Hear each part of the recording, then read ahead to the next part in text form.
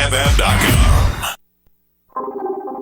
Welcome in to News and Views with Tom Lamprecht. The stories you've heard and the ones you need to hear. Tomorrow, Joe Biden, Donald Trump. We're going to have a great debate. I'm willing to take a drug test. I think he should, too. If you're debating Donald Trump, he's not going to let you off the hook. You need to be able to answer the tough questions. This is my third such nomination. Amy Coney Barrett. I love the United States Constitution. She's the right choice for this time. Her views are way to the right of the American people. Stay tuned for updates. Your life, your values, your voice. This is News and Views with Tom Lamprecht on Talk 96.3 and 103.7. All right, welcome in. It is News and Views. Welcome to a new week. And we'll get to Amy Coney Barrett. They're bringing it all out. Some redos of Kavanaugh. Yep, believe it or not. We'll get to that. First, WITN is reporting the Kinston Police Department says the longest-serving active duty officer in North Carolina has passed away. Officer Levi Simmons started his career in 1970. That was back when I was in the 10th grade. He joined the police department down in Jacksonville. He was voted Policeman of the Year while working there. He later joined the Kinston Police Department. Simmons received his Advancement Law Enforcement Certificate from the Attorney General's office. He attended more than 295 law enforcement training programs and courses. Kinston police say he served as a positive role model in the community. He will be greatly missed. Some positive news about one of the guys in blue, guys and gals. Did you see over the weekend the prayer rally, the prayer march up in Washington, D.C.? You probably didn't. Unless you were looking for it. If you just happened to be watching mainstream media, you probably didn't see anything. But my gosh, it was packed. I mean, the mainstream media, thousands showed up. There were tens of thousands. I mean, there were some estimates was over 100,000 people there. It was unbelievable. If you look at the basin, you see those Martin Luther King pictures when, he gave the I Have the Dream speech. It was that crowded. And yet coverage, minimal. Mike Pence was there. The president sent a statement over. But now think about this, though. Think of the media coverage when they had that women's march after Trump was elected president the next year. There was the one the Harvey Weinstein was at. They were wearing female genitalia hats. That's just so unbelievable, tacky. But Madonna came out and said she was going to blow up the White House. The coverage that got, and the number of people that were there. Now they trashed the place, as liberals usually do. I bet you there was not one piece of trash left after this 100,000 people showed up for this prayer rally. I mean, it was packed. Unbelievable. And it was nonpartisan. Just, hey, we need to pray for our country. We need to pray for another great revival, another great awakening. I mean, amen. Thank you, Franklin Graham, for heading this up. But the coverage that women's march got with, just a small fraction of the number of participants. And you have this, and I guess you have to have, for them to actually say thousands showed up, I guess you have to have somewhere between 100 and 120,000 people actually show up. Then they will report thousands. Otherwise, it would just be, some people showed up. It was a great day, though. Very positive. Carolina Journal is reporting on the ongoing saga between Republicans and the Board of Elections. Illegally moving the goalposts, intentionally violating North Carolinian civil rights. That's the crux of the lawsuits. 2 lawsuits filed on Saturday by Republican leaders in the General Assembly. A memo from the State Board of Elections changed absentee ballot rules after tens of thousands of North Carolinians have already voted, weakening protection against fraud, the lawsuit says. The changes violate the U.S. Constitution, which gives state legislatures, rather than appointed officials, the power to change election laws. This is exactly what we talked about with Tim Moore a week ago. Moreover, the General Assembly lawsuit, Moore versus Circosta, charged the Democratic Election Board and members and election director Karen Bell of violating Section 1983 of the U.S. Code, saying the Democrats' actions violated the civil rights of two voters whose absentee ballots were cast before the rules changed. Now, it was a lot more than two voters. They're just citing these two particular voters in the lawsuit. Republicans say Democrats Stein, Roy Cooper, and the state election boards colluded with Democratic election lawyer Mark Ialis to bypass the legislature and change election law. The leaders were defendants in the state lawsuit, North Carolina Alliance of Retired Americans versus North Carolina State Board of Elections. But the alliance and the board filed a joint motion Tuesday, September 22nd, asking a judge to approve a settlement. And the lawsuit, led by Ialis, challenged a series of changes lawmakers made to the absentee ballot process in June. The General Assembly, who makes laws, was totally shut out of the negotiations. Of course, the two Republicans have now resigned. And the other interesting thing about this, though, is now there's a controversy as to whether the two Republicans who resigned, saying they were misled by Josh Stein, and the Democrats, they're now saying they were misled, and the Democrats have come out and said, no, we did not mislead you. Phil Berger came out and says the whole thing, the minutes that were released and the directives that were released are so convoluted, who can even follow it? Dan Bishop, who ought to know about, he was the guy that ended up winning in the 9th Congressional District after all the controversy with ballot harvesting. He said defendants, first of all, he said that the Democrats are saying, well, okay, we've extended how long you can count absentee ballots. And again, this is already after the balloting has started. That was extended up to 9 days, 6 additional days. And the witness part of the absentee ballot is basically tossed. Now, the Democrats are saying, but there's no ballot drop boxes allowed. And that's the one thing that Tim Moore said, that, now with these changes, what you're going to have is people can just come and dump ballots, and all they have to do is give a verbal, oh, yeah, I can attest to that, and whoever's working in the Board of Elections or and by the way, they're also talking about putting these ballot boxes outside where people can just drop them off. So what if they're unmanned?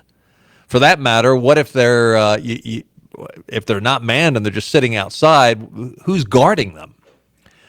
Bishop noted that in the court documents from the settled the settlement proposal, I should say, it reads, defendants shall institute a process for establishing a separate absentee ballot drop-off station at each one-stop early voting location and at county board offices. Such drop-off stations may be located outdoors, subject to the conditions set forth in numbered memo 2020-23. In addition, when a person returns a ballot in person, the county board intake staffer shall ask the person for their name and whether they are a voter or the voter's near relative or legal guardian. The staffer will indicate this information on a log with the CIV number of the ballot and the date that it was received. If the person returning the ballot in person indicates they are not 16, the voter or the voter's near relative or the legal guardian, the county board intake staffer will require the person to provide their address and phone number. So no ID. All you got to do is say, "Oh yeah, I'm legal. I'm the person. I'm the relative. Here's the ballot." And depending upon who the person is that's taking it in, are you allowed to ask for an ID? Oh, of course not. That would be disenfranchisement, right? This is unbelievable. And yet, we continue to push it forward. It's interesting that this would happen right around the same time up in Minnesota. The O'Keefe,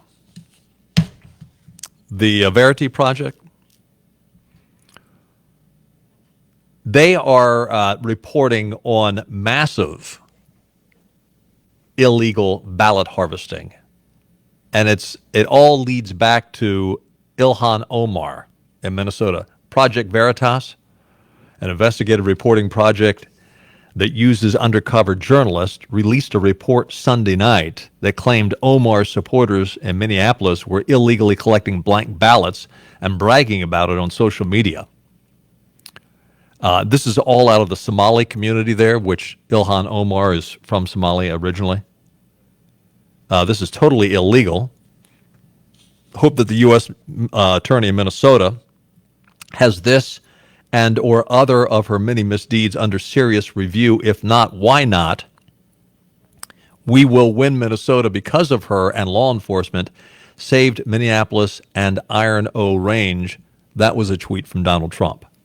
So he is calling for the U.S. Attorney in Minnesota to begin a serious roll up your sleeves and let's find out what the bottom line is on this.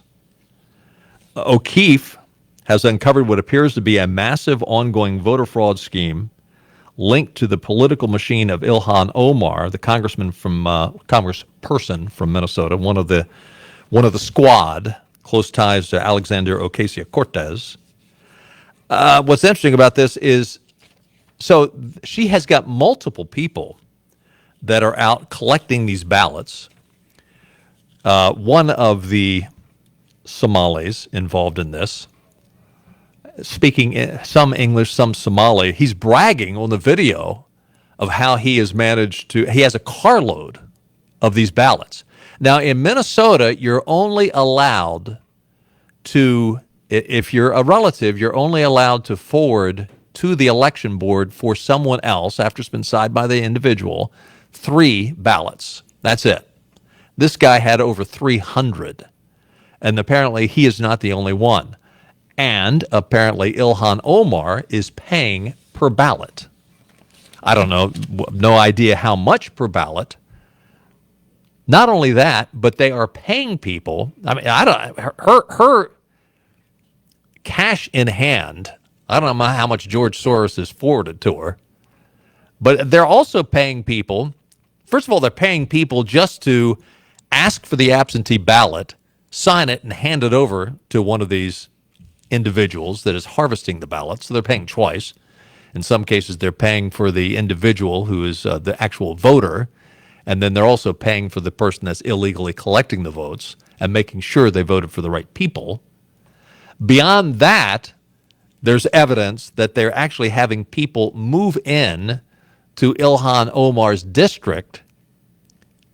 Well, they're not moving in. I mean, there's one place in this video where 8 adults are living in one small, tiny house. They all have the same address. So they all have the same address on there, but they're saying, oh, yeah, I've moved into this area. And, of course, they've already done it because they're so close to the election.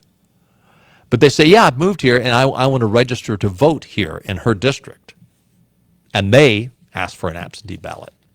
After the election, they'll be gone. So Donald Trump has called for an investigation. Individuals up there that are on the correct side of the law have said, is this too little too late? And if this is happening in Minnesota, where else is it happening? It is, you look at this and you say, okay, this is in Minnesota. This is not going to happen here, right? I don't know. Is it happening here? We certainly have Josh Stein, who is trying to change our laws to make it a whole lot more lax. The next obvious thing is California is the only state in the nation where ballot harvesting is illegal. I mean, is legal. It's illegal in the rest of the country. It is legal in California. And California has turned as liberal as you can possibly get.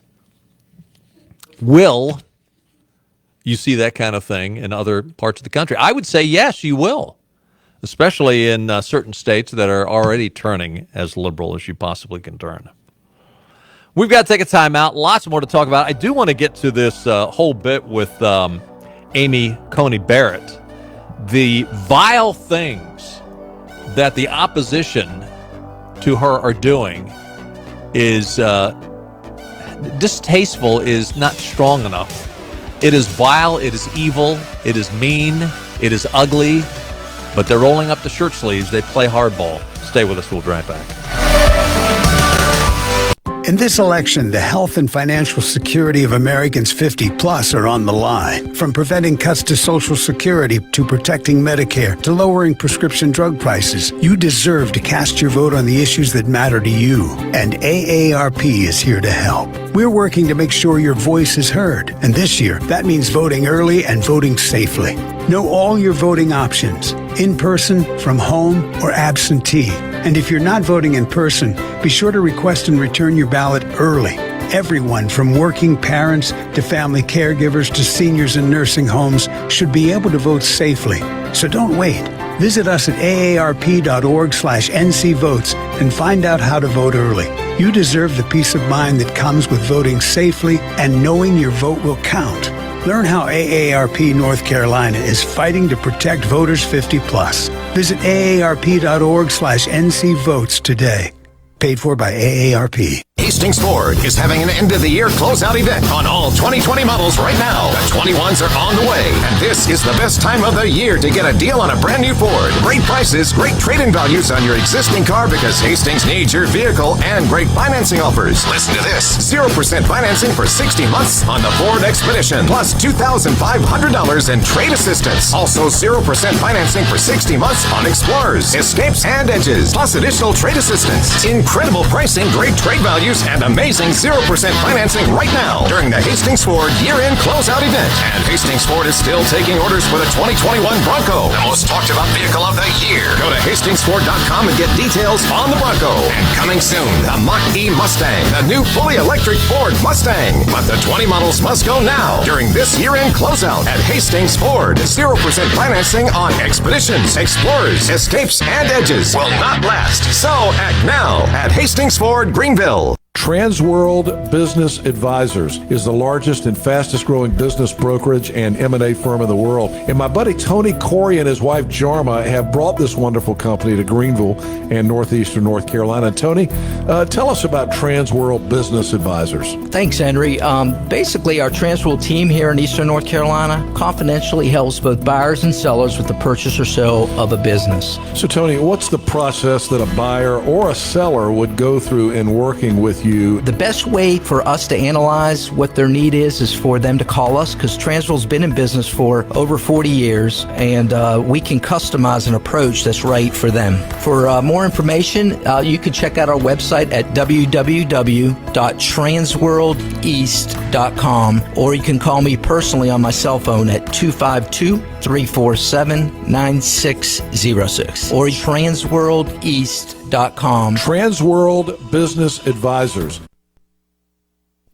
No one will be safe in Biden's America. I can't even call it Biden's America. Let your voice be heard this November. I'm not going to be a mule. I got something to do. I got to go do boom, boom, boom. These people are crazy. This is Tom Lamprecht with more news and views on Talk 96.3 and 103.7. Welcome back in. Your weather forecast for tonight, a chance of thunderstorms. That'll be closer to tomorrow morning as the sun comes up. Tomorrow, chance of rain is about 80%, more for tomorrow night. Wednesday, more, I'm afraid. But Thursday, Friday, Saturday, and even looking ahead to the weekend, sunshine and highs around 80 degrees. So a couple days of rain, then it's going to get nice. Joe Biden. He calls it a day at about 8 o'clock. Guess he gets up about 7:30, goes, has his cream of wheat, and calls it a day. Jill Biden is running more of a campaign than Cousin Eddie is. And she was doing a one-on-one with Jake Tapper. And Jake brings up the fact that sometimes Cousin Eddie makes an occasional gaffe. Joe is just, he has the integrity, and he's strong and resilient, and he has that steadiness, that calm, empathy, things that people are looking for right now. One of the things I'm excited for is when the American people see Joe Biden up there on that stage. They're going to see what a president looks like, to see that statesman up there in front of the American public. Your husband has been known to make the occasional gaffe. You can't even go there. You can, after Donald Trump, you Well, that's what I cannot want. even say the word I can't even say the word gaffe. Nope. But you now. Nope. Done. It's gone. The gaffe issue is over. Because Over. So over. What do you think about the fact that President Trump is hemming and hawing when it comes to the Yeah, issue let's go of into an the orderly next subject. transition of power should he Can lose you on believe this? November 3rd? I mean, so Jake Tapper just, okay, that's fine, gone, okay, yeah. Can you imagine if Donald Trump or a surrogate for Donald Trump just said, no, we're not going to go, no, that's gone after all the things that Joe Biden's done. You're not allowed to ask that. And Jake Tapper just says, okay, yeah, go on to the next one.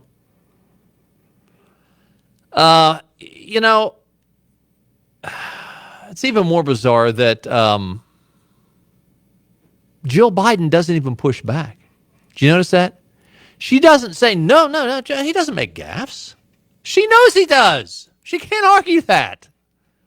So she says, no, you're not going to go there. Nope. Donald Trump is so vile that you're not allowed to ask about Joe Biden's gaffes. Don't even go there. What part of New Jersey is Jill from? That accent, people complain about our First Lady. I'd rather hear her European accent. Thank you very much. By the way, Jill's husband, Joe, his most recent gaffes include saying that he got to the Senate 180 years ago. Maybe that wasn't a gaffe. Maybe it has been that long. Yeah, he said he got to the Senate 180 years ago, and 200 million people have died from COVID-19. You can't even go there. You can't go. Nope, that's off limits. Oh, okay. He's strong and resilient. Strong and resilient. Really, those are the two descriptive words you would use for Joe. And she gets upset because the president calls him Sleepy Joe. Okay. There's video out there. In fact, my producer sent me a copy of it today. Joe falling asleep during a TV interview. And she calls him strong and resilient. Huh. There's a reason, Jill, why Nancy Pelosi says Joe should not debate the president. And the reasons have nothing to do with Joe being strong and resilient. Here's the other thing, too. I think the average voter who is genuinely undecided would think Jake Tapper's question was perfectly legitimate. And of course, I guess he's proud that he just asked. Well, I asked it. Yeah, you didn't pursue it. I mean, that was a gimme. You're chuckling along with Jill. But even other Democrats have questioned whether or not Joe is declining. Tim Ryan from Ohio said, I think Joe is declining. I don't think he has the energy. You see it almost daily, he said. Yeah. Ryan added that Biden just doesn't have the clarity the Democratic nominee needs to have as we head to the presidential debates.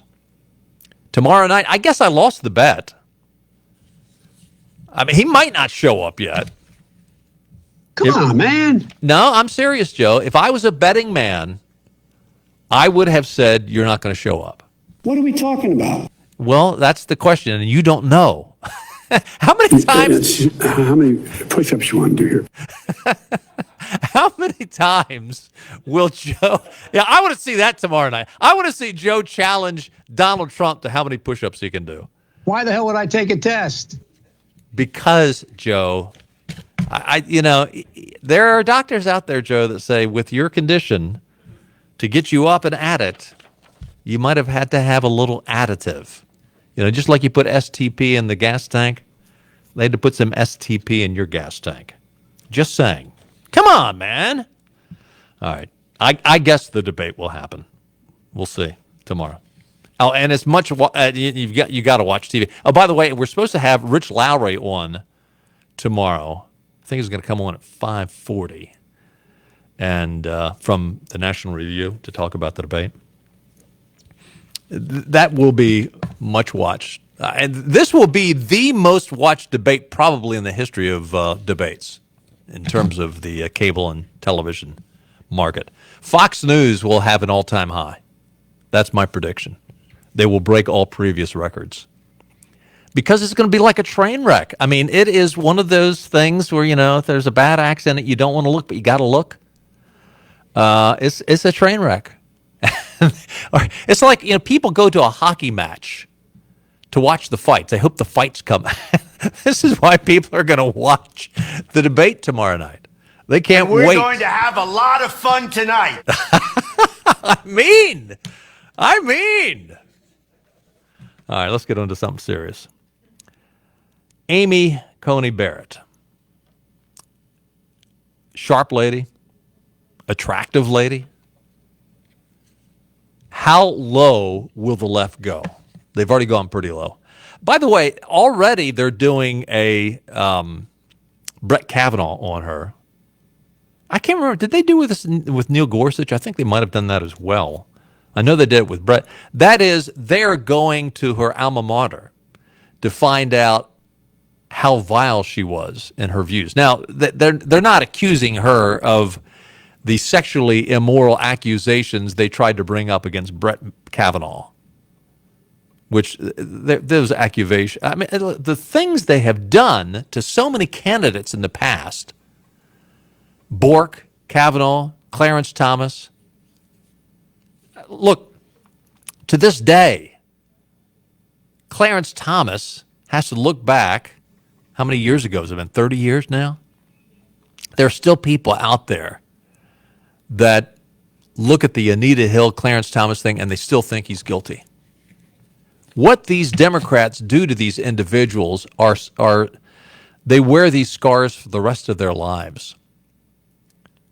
Even though, I mean, it's pretty obvious. Look, a leopard doesn't change its spots. Clarence Thomas, if he was this vile guy that Anita Hill said and that the Democrats paraded, would we not see some little inkling of that in the last 30 years in his life? The guy's I'd say he's a Boy Scout, but the Boy, he's the version of what the Boy Scouts were a few years ago. My apologies to those scouts, but I'm sorry, the Boy Scouts don't have the same moral standards that they once had. But a number of media outlets over the weekend reporting on the vile things that are happening. I started to say this. One of the things they're doing that they did to Brett Kavanaugh is they're going back and finding college classmates. And then the college classmates that they come up with, Brett Kavanaugh looks back and says, I don't know these people. Well, now they're going and they're talking to college classmates who were friends of Amy Coney Barrett. So they aren't even saying that they were friends. Well, I was friend of a friend. And I happened to go to the same college. Oh, I wasn't there when she was there, but the rumors are there, and we believe them. And she was, she was just a member of these vile anti-abortion, pro-life groups, and that she was a part of the Federalist group. These people are unbelievable, but that's mild compared to some of the things they've done. The media's favorite hustling professor, this guy's from Boston University. His name is Abram X. Kinty. So he tweets out against Amy Coney Barrett and her family this past weekend as the news broke that she was the nominee. The conservative Catholic white justice, President Trump's pick, Kinty compared her to a white individual who would go out and colonize, a white colonizer, he said, because she and her husband adopted 2 children from Haiti. This guy wrote a book, How to Be an Anti-Racist, in 2019. His tweet, some white colonizers adopted black children. They, quote, civilized these, quote, savage children in the superior ways of white people while using them as props in their lifelong pictures of denial while cutting their biological parents of these children out of the picture of humanity. So this guy is saying, first of all, this is evil and vile, and it's a lie. Amy Barrett and her husband adopted the son 10 years ago. Now, the daughter is about 16 now. And by the way, when they adopted this girl, she had so many medical problems. The doctors say she would never walk again. She's a living miracle. She's not only walking, but she's healthy. And these two kind people adopted her from Haiti. They adopted the little boy when he was 3 years old. He's now 13 after the massive earthquake that took place down there. You remember it. So this guy is basically saying 10 years ago, before that, because they adopted a little girl before that, Amy Barrett and her husband said, hey, let's go adopt a couple of black kids from Haiti. Because when I am nominated to the Supreme Court, I want to use, they need to be my props to prove that I'm not a racist. This is unbelievable. Kenty says he was denouncing the idea that Barrett couldn't be a racist because she adopted two black children after comparing her to a white colonizer and to her children to savage props. He did get backlash, as he should. Anti-racists like Kenty have found their hateful race hustling to make big bucks. Twitter CEO Jack Dorsey gave his Center for Anti-Racist Research in Boston University $10 million last month. He also was a CBS News contributor. It's going to be interesting to see. Okay, with CBS News, are you going to denounce this? Have you considered the children? Have you considered how your evil statements? These children have been loved by these individuals. They've got a family. And by the way, the youngest son of Amy and her husband has Down syndrome.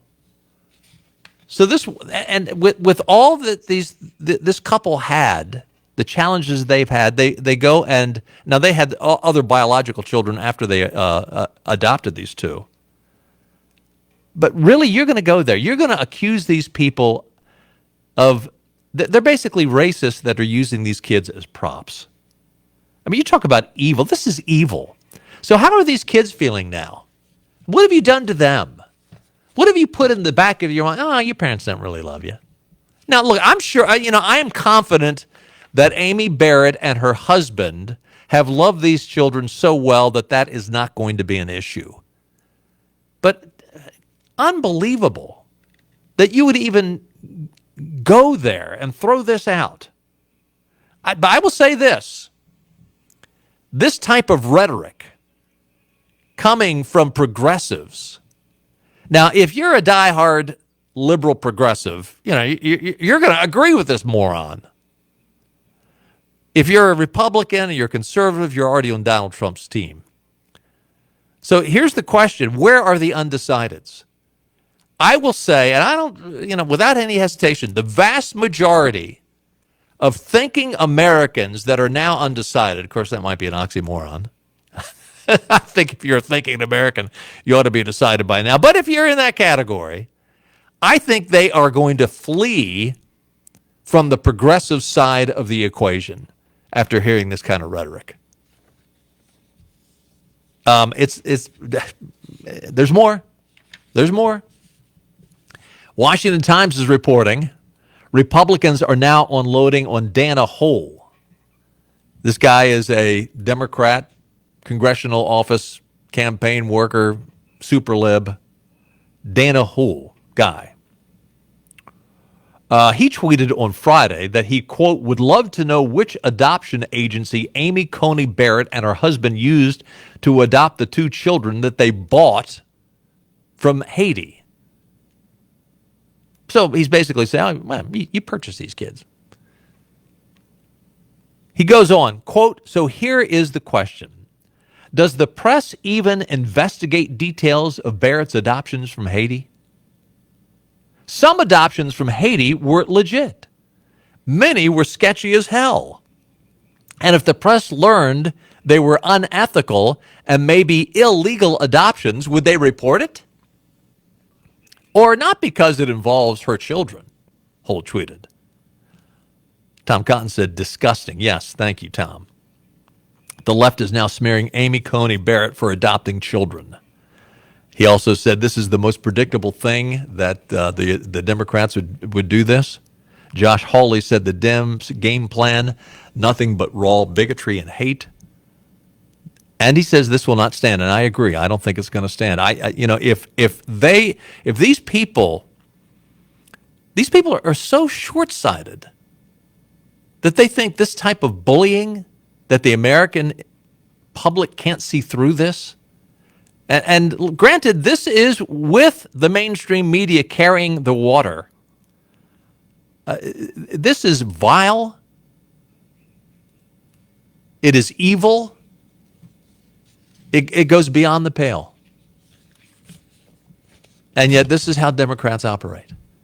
And they want you to think they are the tolerant ones. They are the kind ones. And how evil Republicans are. If we had had more couples out there like the Barretts, what a great place this world would be. We got to take a time out. Stay with us. We'll be right back. Raleigh politicians put big cities first and rural communities last. But Chris Humphrey is one of us. Humphrey helped balance North Carolina's budget so we can combat crises like COVID. Humphrey fought to raise teacher pay and secure millions in COVID relief for small businesses and workers so local families can weather this storm. Chris Humphrey, fighting for us because he's one of us. Humphrey for State House. I'm Chris Humphrey, and my campaign paid for this ad. It's summertime here at East Carolina Chrysler Jeep. Come check out our huge selection of Ram trucks. East Carolina Chrysler Dodge Jeep has huge savings on 2020 Ram trucks during Ram Power Days. Save up to $10,000 off MSRP or get 0% financing for 72 months and no payments for 90 days. It's Jeep Adventure Days at East Carolina Chrysler Dodge Jeep. Did you know that the Jeep Grand Cherokee is the most awarded SUV ever? Save up to $8,000 off MSRP on 2020 Jeep Grand Cherokees or get 0% financing for 84 months on Jeep Cherokee, Compass, and Renegade, and no payments for 90 days. We are East Carolina Chrysler Dodge Jeep, serving customers and community for over 37 years. East Carolina Chrysler Jeep. Across from the Cracker Barrel in Greenville. Come see us. Come see us. Customer must qualify for all rebates. See dealer for details.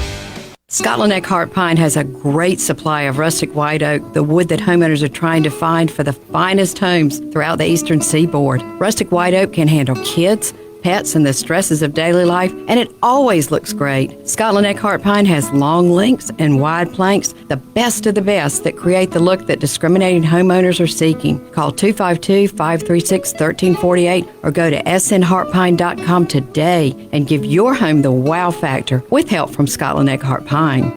More great news as we slowly try to return to normal from this COVID pandemic. Carolina Vision Care's new Fire Tower Road office has been temporarily closed as a response to the pandemic, but they're glad to say it is now reopened. If you're in need of great eye care, give Carolina Vision Care and Dr. Will Sawyer a call at their Fire Tower office at 252-516-6581. It's a full-service optometry office with eye exams, eye disease evaluations and treatments, all contact lens evaluations and services, and a full-service optical department with all the latest frame brands including Tom Ford, Etnia Barcelona, Gucci, Scott Harris, Ted Baker, Lamb, Oakley, Costa, and many more.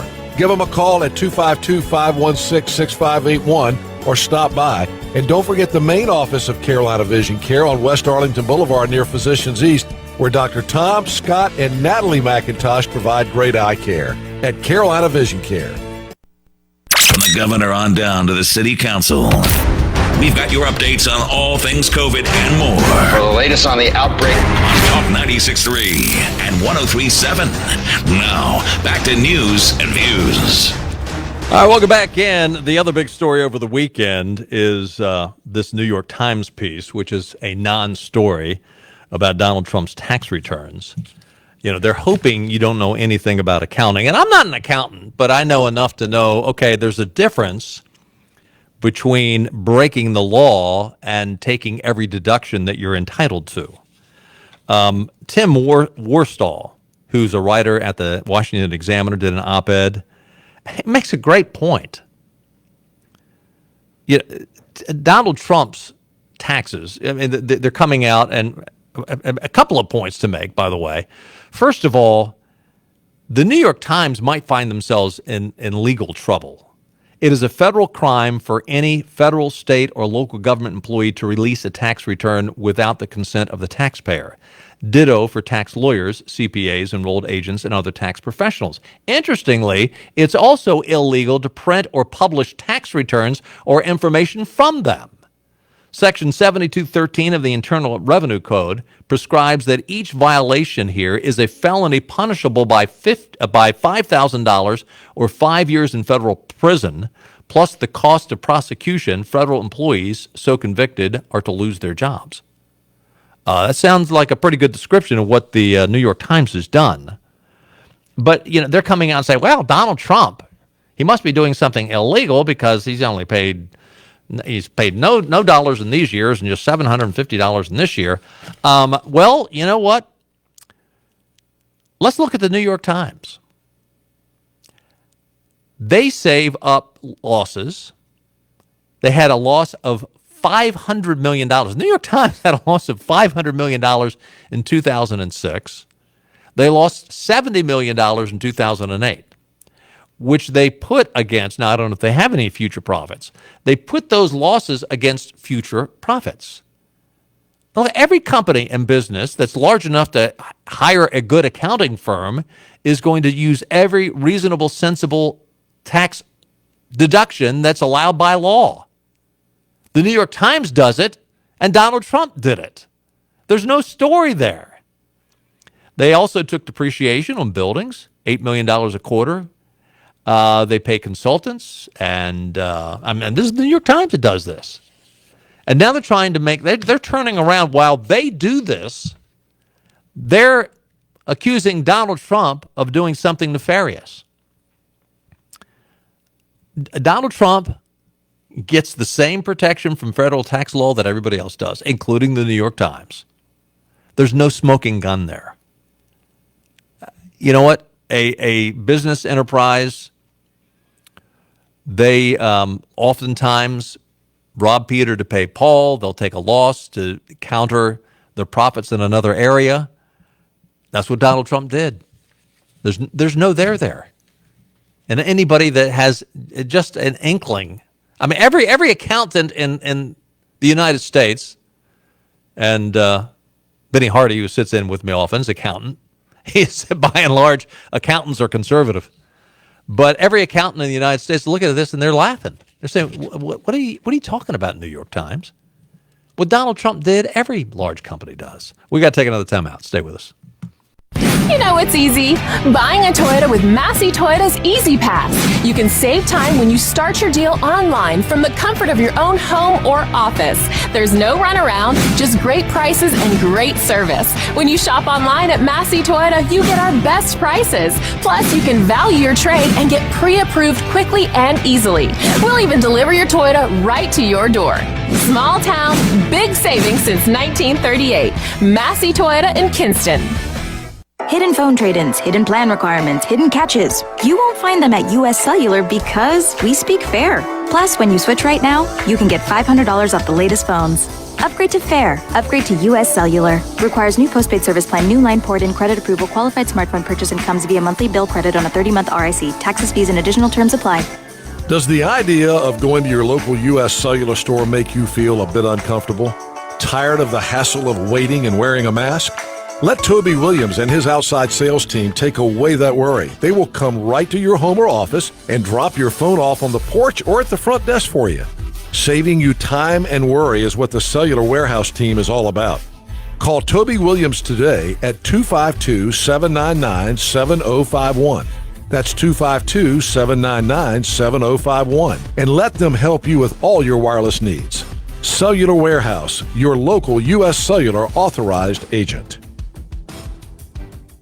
The rioting, attacking police officers, and burning down buildings caused by the radical left in this country is out of control.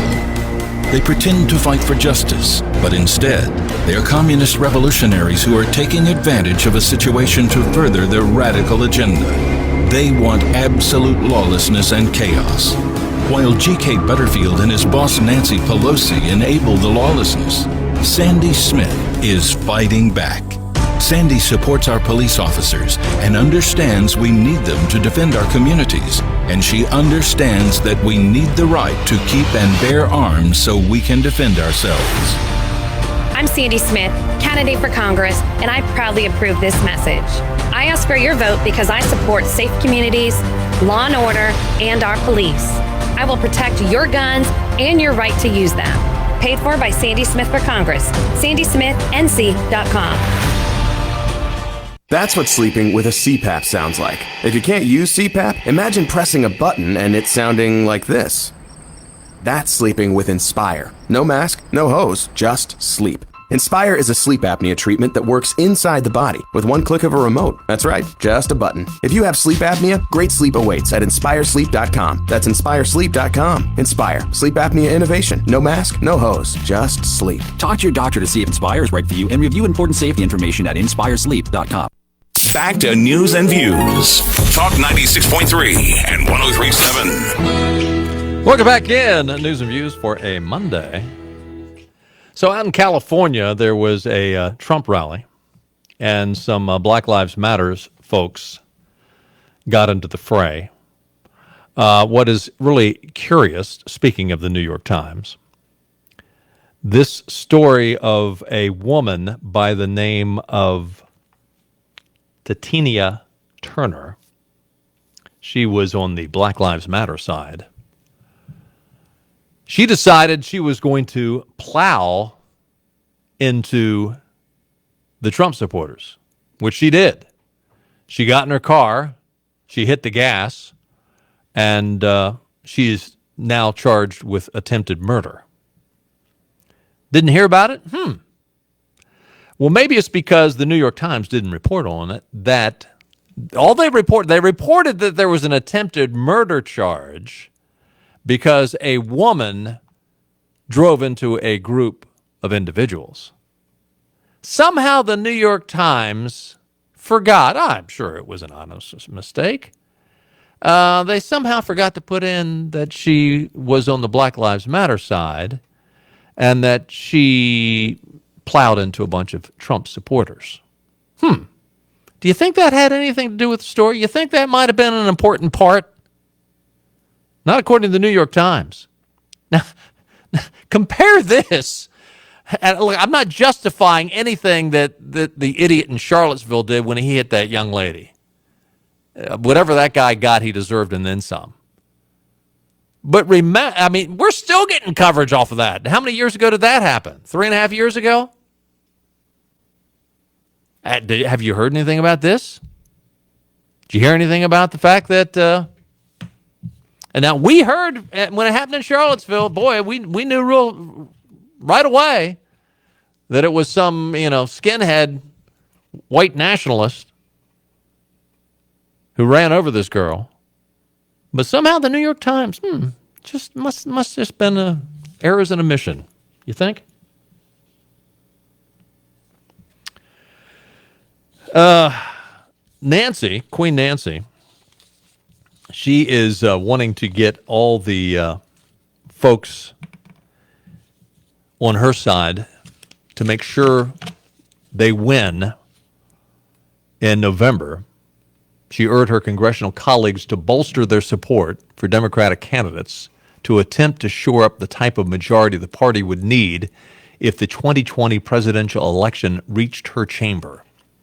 According to the 12th Amendment, congressional delegations decide the next president in the unlikely event that neither candidate wins a majority, 270, in the Electoral College.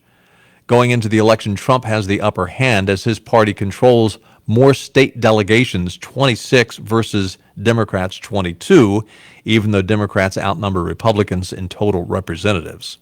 This is interesting. But because Congress doesn't declare election results until after new members are sworn in November, November's results are actually, they're not going to be sworn in until January. November's results could theoretically allow Democrats to win enough state delegations prior to Congress certifying the election results as of January 6th. Quote, we must achieve that majority of delegations or keep the Republicans from doing so, Pelosi said in a letter to her colleagues, because we cannot leave anything to chance. House Majority PAC is doing everything it can to win more delegations for Democrats. It's sad we have to plan this way, but it's what we must do to ensure that the election is not stolen. Can you believe the Democrats are talking about we got to make sure the election is not stolen? With all they are doing all over the country, with governors like Cooper, with attorney generals like Josh Stein, with congressional candidates like Ilhan Omar, Queen Nancy has the chutzpah to come out and say, we must ensure that this election is not stolen from us. She added, that's why it's so important that we support House Majority PAC right now. We have outstanding candidates in these key districts, and they have built strong campaigns. We must now forcefully ensure they win. Forcefully ensure they win. I just had my hair washed. Yeah, I know. So, forcefully ensure they would win. So, I mean, is that like forcefully like what we see going on in the cities? Simply put, now if Donald Trump had said that, they would accuse him of inciting a riot. Queen Nancy, not so much. Simply put, this strategy to protect our democracy and elect Joe Biden will take an all-out effort and all our resources. Pelosi's comments underscore the tension surrounding an election where polling showed narrowing margins between the two candidates just a week before voters are set to cast their ballots. It is getting tighter, and it will get even tighter after tomorrow's debate. I feel quite confident. At this point, if Joe shows up, we win. If Joe doesn't show up, we win. We'll find out tomorrow when the debates get started on Fox News. Hey, thanks for being with us. We'll do it again tomorrow at 5 o'clock. See you then, everybody. Bye-bye. Come on, man.